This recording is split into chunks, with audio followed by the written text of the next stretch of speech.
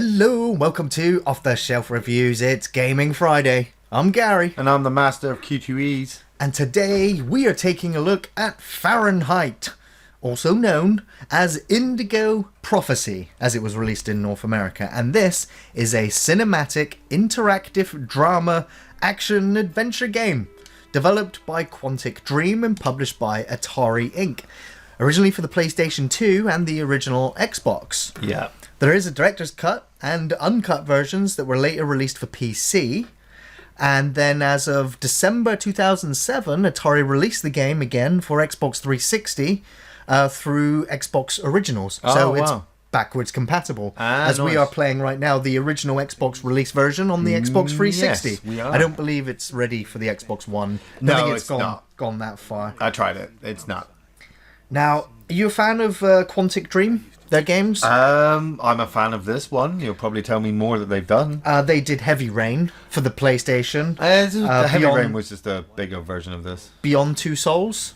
Another story game. And very recently, Detroit, which has just come out. Yeah. And that one's become human. Now, I loved Fahrenheit when it first came out. I adored Heavy Rain when that came out. Yeah, that is you did love it. Only PlayStation 3 game I've played from beginning to end. Yeah. And it's because I love interactive stories. This was the last good big one that I ever played. I mean, I know, like you said, Heavy Rain was another big one, but I never sat down and played Heavy Rain all the way through. I did this one. I remember you said to me, you've got to play this game. Yes. You know, when you get to the office and you're being chased by giant cockroaches, I'm like, what the hell? But I remember it came out on a demo as well for the original Xbox, and I played that. The cafe sequence from at the beginning of the game, I played that over and over, just trying out the different permutations of dialogue, of the actions that you can take and the repercussions that it has. Yeah. Even in such a small space, it feels like there are endless different narrative strands that you can go through. Yeah. To get the different endings that the game has as well. Obviously, the main story of the game takes place. It's a mystery. It's a murder mystery to begin with. Yeah, I mean, we're in New York City. It's the middle of a blizzard. Hey, wait, is this Max Payne? Almost. Yeah, and what's the name of the main guy? Is it Isaac? The main character? I don't think it's Isaac. Maybe it is. But the main character... It's been a while. He just wakes up in this toilet and... Yes, murders this guy. Well, you watch him murder this guy. You see him, he's kind of possessed. Yeah. And you murder this guy with a knife. And then you come to.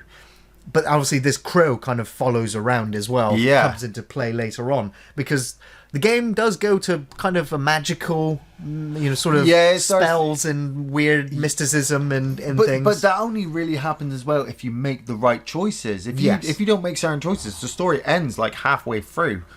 And the game is over, and you have to start all over again. And make all different choices. Because of the choices that you made have led you the wrong way. I mean, there's a sequence where you sleep with the cop, you have sex with her, or you can try. This and is one of the first her. games I remember having sex in, other than like the God of War. But you have to control the pacing, the rhythm. Yeah, make sure you don't finish the sequence too soon. Well, is that the music section you're talking about, or the sex sequence? The sex sequence. Oh, it's bugging me now. What's the name of this main guy? I want to call him Isaac, but I don't think it's Isaac. Is it Roy? Stan? David? Where's the magic of Wikipedia when I need it? See, I'd know all the inside. Damn. That man, man, this is my favorite shirt. Why'd you stab me in my favorite shirt, man? And you got red on you, mate. It's just, it just sets it up so brilliantly, because you're just like, okay, so I'm the bad guy. Yes, but you'll find out that there's other people that are being possessed to cause these murders by these hooded people as well. Because, I mean, that's the thing. The Indigo Prophecy is them trying to bring about the end of the world. Yeah. You know? Yeah. And that's why there's this whole big storm going on, because it's part of their thing. And you're investigating... I can't remember who this girl is. Play, just like in Heavy Rain, you play a couple of different characters. You'll play the main guy, who you assume is the main guy. Yeah. Here, you'll also play as the female cop and the male cop and a couple of other characters as the narrative continues. Yeah. Now, I said I like interactive media. I have done ever since. Lucas, there we go. Lucas. Yeah. Yeah, and there's our sanity gauge in the bottom right from depression. It'll say when it'll go up and down depending on the actions you take and whether different people see you doing different things. Yeah. You can become anxious or eventually get happy, or you can just get so miserable that your character won't even emote properly. Yeah. Also love the split. Can I put... Before I wanted to put the subtitles on for everyone, yeah, because there's going to be a lot of background dialogue and talking. Obviously, it's a story. Plays like a film. And as I was just about to say, with my love for interactive media, I've loved it ever since books. Ever since you were reading a book, and at the beginning you drew up a character. You had hit points and gold and abilities. Yeah. And you would read the first page. And at the end, it would give you a decision to turn to page 64 or turn to page 97. Yeah. And then you would carry on and you would keep going through the book depending on the choices that you made. That eventually, I never played anything other than what I'd seen in those books until this game came along and went, this is a story, an interactive story where you have different actions that you have to take. So I'm taking it right now. You're going to take the broom and try and cover up the blood? Yeah, trying to cover up blood. I love this. How are you finding the controls? Joysticks. I forgot. It's all about using the joysticks to make all the movements instead of just pressing buttons. It's something that they did a lot more with Heavy Rain, where there was a lot more interactable objects and things for you to play around with. Yeah. Have I just found the... Oh, you've just found blood on the cubicle and you've realised you've got blood on your wrists. On my arms, so you might need to go and wash that off. Yeah. I'm going to take a piss first. Now you're just going to leave more evidence instead. You're just going to leave my DNA in the toilet. I thought I was going to close the door. No, well, okay. You'd think you'd be pulling the flush, but no, you'd probably just pee again. No, I'm just going... Right, okay, I'm going to go over here. Right, wash my hands, try and wash my hands off. And this is it, there's so much going on. There's a point where the cop will start to come towards you. So if you don't, I've already played this game before, if you don't know what you're doing, this is all time limited. I was just about to say, you have all of these different things to play with and look at, but yes, you are on a hidden timer. And there's quite a few segments of the game which you will be on hidden timers. And that is because there are other people that are going to investigate, or police that are going to come and find. I think I've got to find the knife first before the murder I leave. weapon. Yeah, there it is. Get that. Hide that. Now, where away. are you going to hide the knife? Out the window? In the toilet? Are you going to keep it on your person? That's it. Are you going to put it on the body? Yeah. I don't know. Yeah, I don't know. Right. Okay. What did you do with it? I think I just. You're stressed. I think I stuffed it. Yeah, but I'm not anxious like I was. Right. I don't need to go toilet. There's a big blood stain on the floor still. I think you tried to cover it up. I can't get rid of that one. So nothing in there. Nothing in there. So let's just head back out to the cafe. There's nothing left. Can you look out the window? I don't think there's anything. I think he tries to climb out there, but he can't fit. He can't fit out there. No, there's metal bars. Yeah, I'm gonna have to go out through the cafe, which, if I remember, that stressed him out a bit. Yeah, thanks, Gary. Thanks for that. Sorry, shouldn't have done that. Shouldn't have done that. So I got to deal with the cop anyway, because the cop will stop me if I don't pay for my meal. Yeah. I think I could talk to everybody. Oh, apart from this guy who makes me more anxious. Thanks for that. But you're talking to people at the crime scene, Ian. They're gonna be able to. The witnesses now. Witnesses now. Crap. Right, I don't want to go out the fire exit because she'll tell me that I've got to pay. I think your table's to your right. I think you might have just gone past it. Or that's it there. No, that's it there. It's my bill. Pay the bill. Can't even see how much that was. $5. Yeah, pay the money. Put the money down. So what do you think of the graphics then, Ian? I've always liked it because I knew it wasn't... I knew it wasn't top-notch graphics. It's over 10 years old now. Yeah. But I knew it wasn't top-notch graphics at the time because of the whole interactivity I had. Yeah. You know, there was just all this extra detail. So I gave the game graphically a wide berth because I got to... all this other stuff was just pulling me into the story. Definitely. The game's got a really, really good story. The graphics are the least of my worries. I thought graphically the game was really nice for the time of its release. Looking back at it now, I mean, I've sat and played the game for an hour but a couple of months ago when we originally had this scheduled for a Gaming Friday and all of the recorded footage just didn't work. It just became a jumbled mess, so we were just like, right, we'll put it on the back burner to record later. But even then, even after I'd done the recording, I carried on playing for another hour. Yeah. I was just like, I'm really getting back into this. The game world is drawing me into it. I can't go that despite way. the graphical limitations of the, AAA games that we see today. No. When the story's done well, when it's engaging enough, interesting enough, when it's done together where you get like the split screen window so you can see what's going on in the area you've just left or the area that you're running to. Yeah. It keeps you invested in the story. It's exciting. You want to find out what's going to happen. Yes, You care for Lucas and for the other characters and the cops that will turn up. It's like you said, it's like being part of your own movie. So now at the moment while I'm out here, he's found the body and he's I think you need to run to a cab. You need to try and catch a cab. Where's the cabs? There's one. Cab. There's cab. Go into the cab before the cop comes to get me. Right, okay. There you go. Get in the cab. There we go. I am out of Now here. you're just tense. And the cop is questioning everybody. There's a dead body in the toilet. Yep. And if I Now the hadn't, detectives need to if turn I up. tried to go out the fire exit, I get called by the waitress. Yeah. If I don't pay and I try to leave through the front, Yeah. she calls me and the cop stops me. Yeah. So there's just all these But the extra bum in the details. alleyway saw you. I think he's part of it, actually. yes, I think he's a bad guy. Spoilers. Spoilers. But I remember the first time I didn't do any of that. I killed the guy. I think I washed my hands. I walked out and got caught. Yeah, me too. That in And the was first like, playthrough. shit, Yeah. and then you realise that you can interact with the mop. You can wash your hands.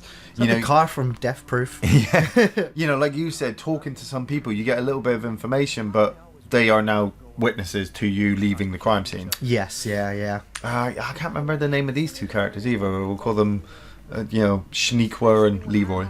Until we find out their actual names. But even these characters have relationships between each other that can change and evolve. Yeah, because I think in my playthrough, he became more hostile to Lucas. Yeah. Because of the conversations Relationships that she was then engaging with Lucas. And the way that because I knew that Lucas was innocent, so I was using her to prove his innocence, which meant that the other guy was conflicted. Yeah.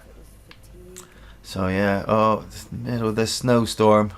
Hopefully we don't have any shootings at any It large should be said corporations. that later in the game, and what does make up a major component of the game is the action set pieces. Now, obviously, in most QTEs. video games, you would have, this is where you go around and shoot 70 guys in the head and pick up a new shotgun. Yeah. In this one, it's QTEs.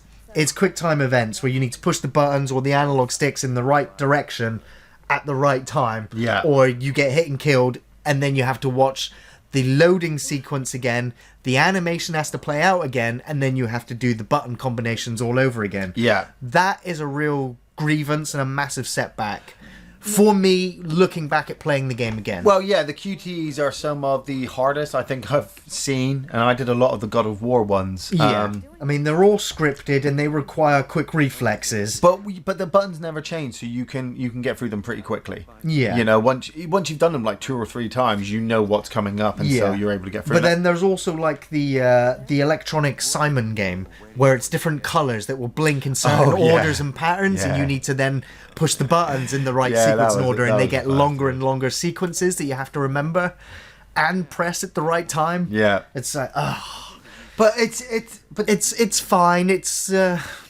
what's got to keep the game going, though, because a lot of these talking segments, they're really, really good and descriptive, and you get into them. But once you've done like 6, 7, 8, 10 of them, you need some action to break it up. And if they put in gun sequences in the game, that would have ruined it. They would have massively ruined it. So keeping them as QTEs. But then it's not just the QTEs though. It's the I don't know. I guess you could call it the endurance. It's irritating. Like in a game where you go up to the door and you can't just press A to open the door. Yeah. You've got to hit A,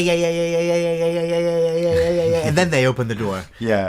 This game has sequences like that where it's left bumper, right bumper, left bumper, right, like moving the body over and over and over and over, and as quickly as you possibly can, like wherever you're climbing or your character's doing, dexterous feats and you've got to jump and stuff. Yeah. It's just very quick button pressing. I think the most nightmarish button pressing ever is saving Merrow, and why'd you bring that one up? but it's just because because that's what I mean when it comes to rapid button pressing. I remember using to get a pencil with the rubber end and using that to bounce over I just buttons bought a quickly. turbo joypad. Yeah, It's yeah. cheated. Turbo joypads. Yeah, everybody saved autocon first time round. Yes, yeah.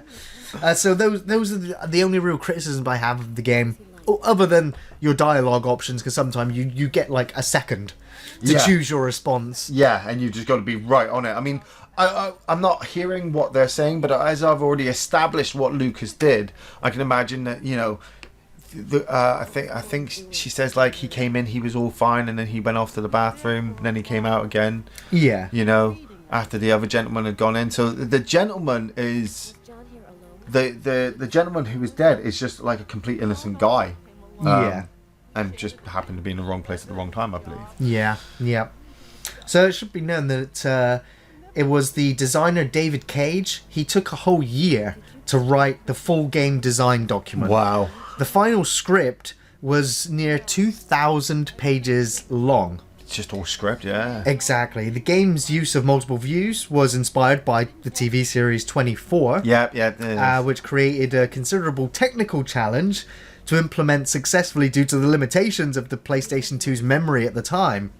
A team of nearly 80 people worked on the title for about 2 years.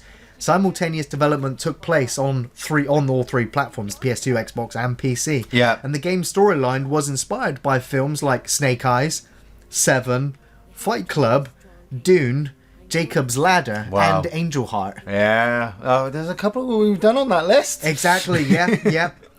Impressions by his previous work on soundtracks for David Lynch films, especially Lost Highway, David Cage decided to enlist film composer Angelo Badalamenti for the project. Nice. Yeah, the music in this game is He didn't brilliant. want the soundtrack to be composed of generic orchestral pieces in the vein of John Williams, but instead the more emotional and atmospheric, something that he felt this musician achieved. Yeah. Further licensed pieces of music are used in the game, included Theory of Dead Man's Santa Monica, No Surprise, Say Goodbye, and No Way Out. Yeah.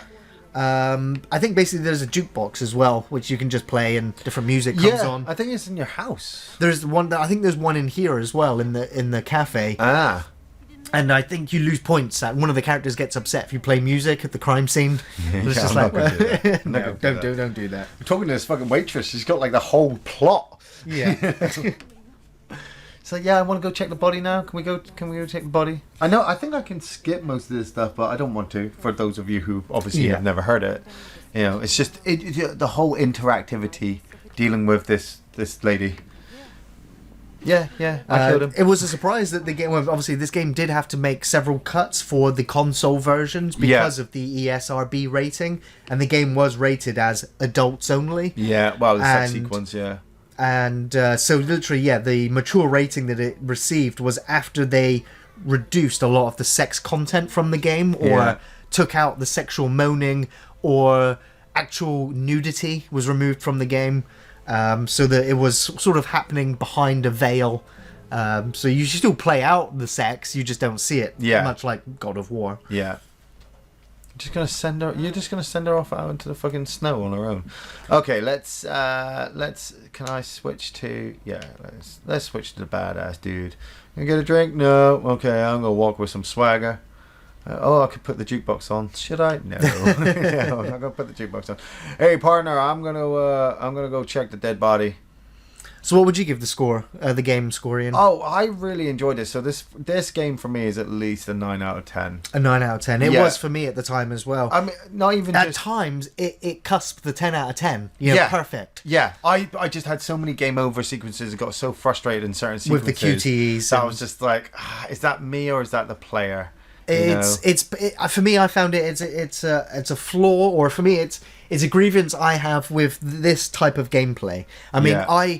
when Telltale came about and they started releasing, interactive story games, Yeah, I kind of grew out of love with those games because they were never given the polish. They all started to feel rushed, yes, they did. predictable, and the choices that I were making didn't really feel like they were impacting the narrative enough anymore. Yeah, Whereas when you get a game like, or a company like Quantic Dream, which take the year that it needs to write all of the different nuanced characters and how they change, and interact with each other depending on the decisions that you've made. That for me is just solid gameplay, and it's this sort of mechanic that I like seeing in other games that I get from Mass Effect or Dragon Age. Yeah. You know, where you have complicated characters and dialogue trees that help impact the game. Coupling it with a really good mystery, an end-of-the-world type apocalypse with the feel of Seven in Fight Club. Yeah. You know, that for me is just, it's perfect. It's pulling from lots of films and narratives and things and putting it all together in a really good bag. And that's why I'm kind of excited for Detroit. Yeah. But at the same time, I have a PlayStation 4. I don't really get that many games for it. I don't like the PlayStation controller, which does limit me from playing a lot of the so games. disabled on controllers. Yeah, you try and watch me play. I tried to play Bloodborne with a PlayStation controller after playing all the Dark Souls games, and I'm just a mess with that controller. And after 5 minutes, my thumb and hand hurts. Okay, so I just have to break it.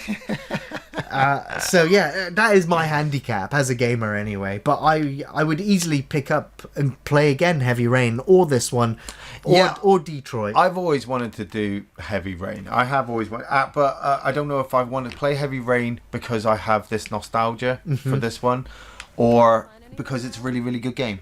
Yeah. I mean, I know the plot line for it, so would I get emotionally broken if I made wrong decisions in the story for Heavy Rain? Possibly. I don't know. Possibly.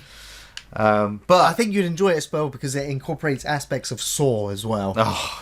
You want to play a game? Yeah, well, I still haven't done Evil Within either, so... Wow, okay. Well, I mean, that's typical generic third-person But that's action. very Saw-like as well. Well, and it's decoration. This, though, if you have never had the chance to play Fahrenheit or Indigo Prophecy, whichever one you can get your hands on, do it. I do It's an believe you can experience. on the PlayStation 4. Its remastered edition, I believe, is on there. I don't think, like I said, not the Xbox One, but the PlayStation, you can play it on modern consoles. Yeah, it's an experience, you know, and I don't know if you'd actually have the same playthrough again. Once you've done it once, Yeah. you'll definitely want to play it again and make different choices to see how the different characters respond, or There's a high who chance makes it to the end. As I said, there's a high chance you'll game over very quickly because, you know, certain decisions will force you to game over. Yeah. But half the time, it's just so much fun. Yeah. You know, just looking at, like I said, as playing a cop at a crime scene, you could just run through it and just ignore half the stuff, but you want the clues. Yeah. Yeah. So I should just say that Carla, her name's Carla. The Metacritic score for PC was an 85 out of 100, for Xbox 84 out of 100, and for the PS2 an 83 out of 100. So Yeah. we're looking at GameSpot an 8.4 out of 10 and IGN an 8.3 out of 10. Like I said, I still stand by our 9s for this game, as it's just a great experience. That has to be played. It has to be played. Do I have to head back out to the Now, car there is, I guess, one other drawback. One other criticism that I should mention. What's that? Is that you cannot progress the story in certain instances unless you've discovered all the clues in that location. Yeah. The game doesn't let you advance unless there's certain beats that need to be done.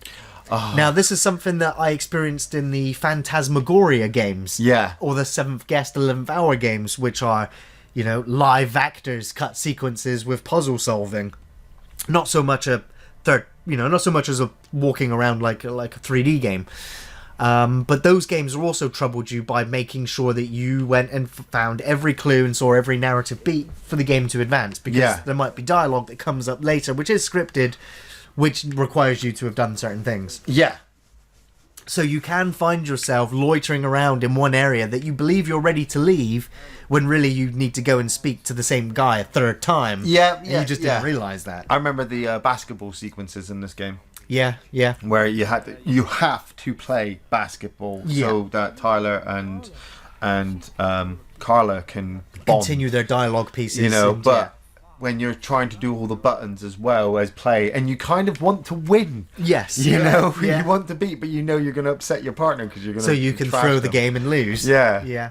It's Just such in-depthness of just how this all comes out, and as the I love his swagger as he walks. Yeah, as the story progresses, has he found something there? As the story progresses, it just gets deeper and bigger, and you just start to really, really enjoy it all, to a point where once you finish the game, you're like, wow, Yeah. that was good. Yep, I love the voice actors, I love the character models, I love the scenery, the atmosphere, the music, the pacing. It's just a couple of gameplay mechanics that are slightly annoying, a slight hindrance. I do remember this game with the nostalgia, which is why I still highly rate the game. I always still mention this game in passing when people mention the great games you've ever played. Yeah. This one I hold up there, and after the other Quantic Dreams games I played, I still prefer this one. Although Heavy Rain was solid, this one for me was, it's the first time you rediscover a genre, or discover a genre of game for the first time. Yeah. That you just become smitten with it.